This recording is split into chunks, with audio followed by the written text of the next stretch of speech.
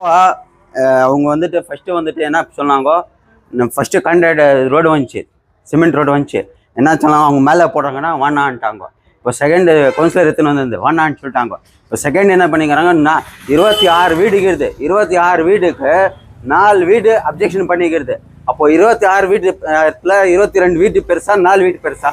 4 வீட்டுக்காரருக்கோசரம் இது நோண்டி போட்டாங்க. நோண்டி எல்லாம் நாசனம் பண்ணி விட்டாங்க. ட்ரைனேஜ் ஹியூஜிட்டி இதெல்லாம் வெளியே வந்துட்டிக்குது. கேட்குறவன் யாரும் இல்லை. கான்ட்ராக்டர் சொன்னாக்கா அவன் என்ன சொல்கிறான், நான் எல்லாம் கிளியரன்ஸ் பண்ணி கொடுத்தாதான் நான் போடுறேன்றாங்க. இப்போ யாருக்கு இதுக்கு ரெஸ்பான்சிபிலிட்டி? இப்போ 4 வீட்டுக்காரன் வந்துட்டு செலவு பண்ணவங்கனாக்கா அவங்கவுங்களே பைப்புங்க பண்ணிவிட்டு ஹியூஜிட்டி இதுன்றாங்க. இப்போ பாருங்கள், ஜேசிபி கார் வர சொன்னாக்கா ஜேசிபி கார் வருதில்லை.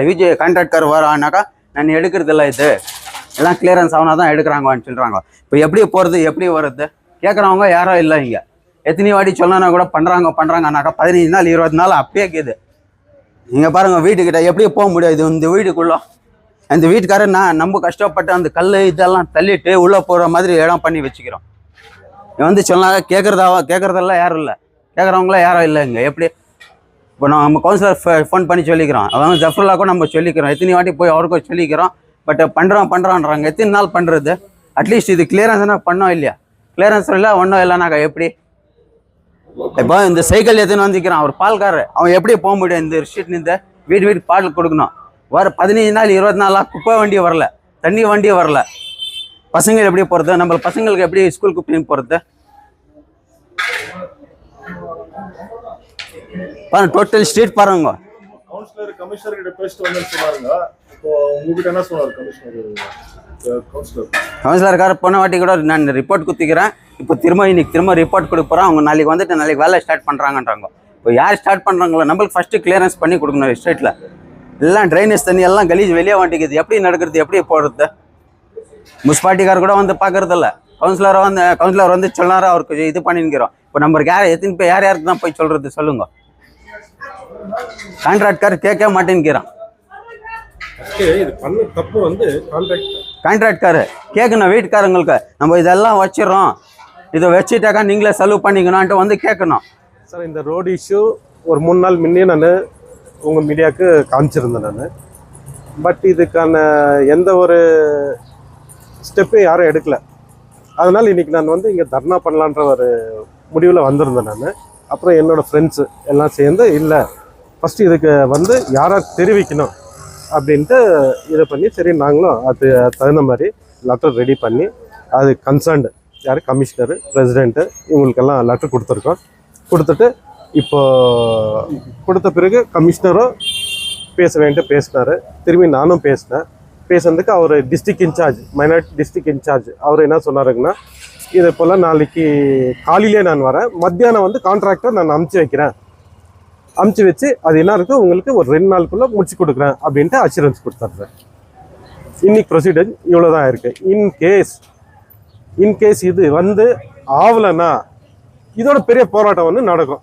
100% தர்ணான்றது நடக்கும் அவங்க முடிக்கலன்னா.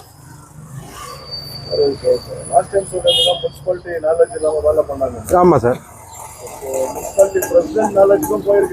ஆமாம்.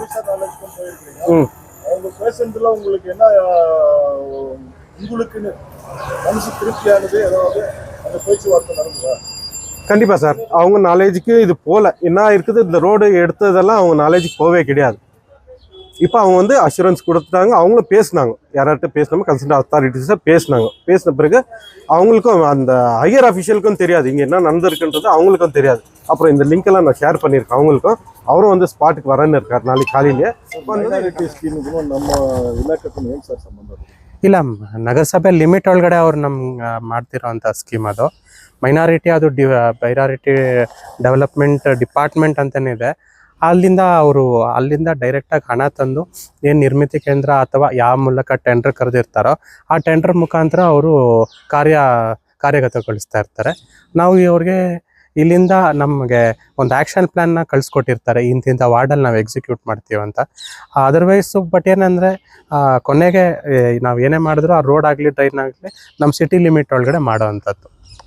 ಈಗ ಜಲೀಲ್ ಇವತ್ತು ಕೌನ್ಸಿಲರ್ ಏನೋ ಬಂದು ಆರೋಪ ತಮ್ಮ ಹತ್ರ ಹೇಳ್ತಾ ಇದ್ರು ಅಂತ ಮನವಿ ಪತ್ರ ಕೊಟ್ಟು ನಮ್ಮ ಚಾನಲ್ಗೆ ಹೇಳಿಕೆ ಕೊಟ್ಟಿದ್ದಾರೆ. ಹೌದು. ಅದ್ರ ಮೇಲೆ ಏನು ಆಕ್ಷನ್? ಅವರು ಕೌನ್ಸಿಲರ್ ಅವ್ರು ಬಂದಿರೋ ಲಿಖಿತವಾಗಿ ದೂರು ಕೊಟ್ಟಿದ್ದಾರೆ. ಅವರು ಏನು ಮೈನಾರಿಟಿಯಲ್ಲಿ ಕೆಲಸ ಮಾಡಿರೋ ಅಂಥ ಕಾಂಟ್ರಾಕ್ಟರ್ ಏನಿದ್ದಾರೆ ಅವ್ರಿಗೆ ನಾವು ದೂರವಾಣಿ ಕರೆ ಮಾಡಿದ್ದೀವಿ. ಮೈನಾರಿಟಿ ಆಫೀಸರು ಏನು ಕೋಲಾರ ಮೈನಾರಿಟಿ ಆಫೀಸರ್ ಅವ್ರಿಗೂ ದೂರವಾಣಿ ಕರೆ ಮಾಡಿ ಏನು ಈ ರೀತಿ ಕಾಂಟ್ರಾಕ್ಟರ್ ಮಾಡಿದ್ದಾರೆ, ಅಂದರೆ ಈ ರಸ್ತೆ ಮಾಡೋಕ್ಕೆ ಏನು ಫಾರ್ಮೇಷನ್ ಮಾಡುವಾಗ ಅಗದು ಬಿಟ್ಟಿದ್ದಾರೆ, ಫಾರ್ಮೇಷನ್ ಮಾಡೋ ಟೈಮಿಗೆ ಅವ್ರು UGD ಮತ್ತು ವಾಟರ್ ಸಪ್ಲೈ ಲೈನ್ಸ್ನ ಸ್ವಲ್ಪ ಡ್ಯಾಮೇಜ್ ಮಾಡಿರ್ತಾರೆ. ಪಬ್ಲಿಕ್ ಇಂಟ್ರೆಸ್ಟಲ್ಲಿ ಆದಷ್ಟು ಶೀಘ್ರವಾಗಿ ಮಾಡಬೇಕಂತ ಕಾಂಟ್ರಾಕ್ಟರ್ಗೂ ಹೇಳಿದ್ದೀವಿ. ಅದೇ ರೀತಿ ಡಿಸ್ಟ್ರಿಕ್ಟ್ ಮೈನಾರಿಟಿ ಆಫೀಸರ್ಗೂ ಹೇಳಿದ್ದೀವಿ.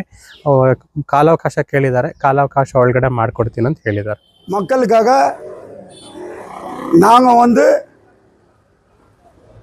இந்த ரோடு பார்க்கறதுக்கு வந்துக்கிறோம். இங்கே சக்திவேல் கவுன்சிலர்,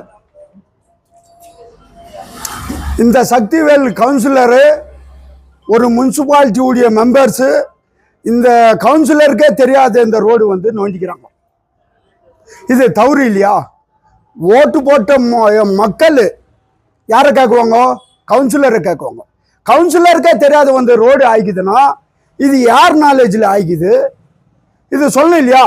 இன்றைக்கு வந்து நாங்கள் வந்து ஆர்கே ஃபவுண்டேஷன்காரு இன்னைக்கு வந்து ஒரு சக்திவேலு இந்த மாதிரி வந்து போராட்டம் பண்ணுறதுக்காக பேசியிருந்தாரு.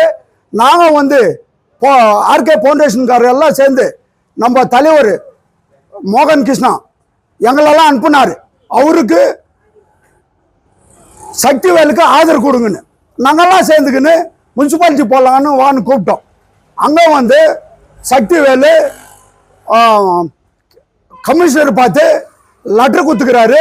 கமிஷனருக்கே தெரியாதுன்னா கமிஷனர் ஸ்பாட்டில் வரணும். ஒரு ஏரியாவில் ரோடு ஆகுதுன்னா கமிஷனர் தான் அது லெட்டர் வாங்குறது. உனக்கு இத்தனை லட்ச ரூபாய் உனக்கு சாங்ஷன் ஆகிக்குது, ஏடபிள்யூ வரணும். நோண்டுறதுக்கு முன்னே ஏடபிள்யூ வரணும். ஏடபிள்யூ வந்து அந்த அடி பார்க்கணும், அங்கே நோண்டுறது பார்க்கணும், எல்லாத்த பார்க்கணும். ஒரு ஏடபிள்யூ கான்ட்ராக்டுக்காரன் அவனுடைய டெண்டர் எடுக்கும்போது கவுன்சிலர் என்ன சொல்கிறானோ அதான் வேலை பண்ணணும். அவன் இஷ்டத்துக்கு பண்ணக்கூடாது.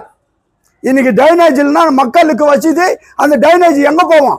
பைப் லைன் போட்டால் என்றைக்குமே ரோடு ஒடிக்கிறது ஆகும். பைப் லைன் வந்து பிளாக் ஆகும். அதனால தயவுசெய்து இந்த 2-3 நாளுக்குள்ள நான் அந்த ரோடு டைனேஜோட ரோடு பண்ணி கொடுக்கலன்னா கேஜே ஃபுல்லாக ஆர்கே ஃபவுண்டேஷன் லீடருங்க இந்த இடத்துல வந்து தர்ணா பண்ணுவாங்க. இங்கே முடியலன்னா முனிசிபாலிட்டி பந்தல் போட்டு தர்ணா பண்ணுவோம் நாங்கள். ஏன்னா அநியாயம் நடக்குது. எப்படி ஒரு கவுன்சிலர் இல்லாத வேலை நடக்குதுன்னா, இதுவரையிலும் நான் எக்ஸ் கவுன்சிலர் என்டிஸ் பகுதியில் எப்படியா போட்ட இது இருந்தாலும் ஒரு கவுன்சிலர் கிட்ட தான் வேலை வந்து எல்லாரும் வந்து இப்போ வந்து ஒரு கவுன்சிலர் இல்லாத வேலை ஆகுதுன்னா அது எப்படி ஆகுது? அது வந்து இங்க இருக்கிற கவுன்சிலர் வந்து எல்லா டைனேஜ் ரோடு போட்டு கொடுக்குற வரலாம் நீ விடக்கூடாது. கான்ட்ராக்டுக்காரனை உக்கார் தரனா உக்காரு. எங்களுடைய ஆர்கே ஃபவுண்டேஷனு மொத்த லீடர் கேஜிஎஃப் லீடரு நாங்கள் உக்காடுறோம். அது எப்படி வேலை ஆகாது போயிட்டு நாங்கள் பார்க்குறோம்.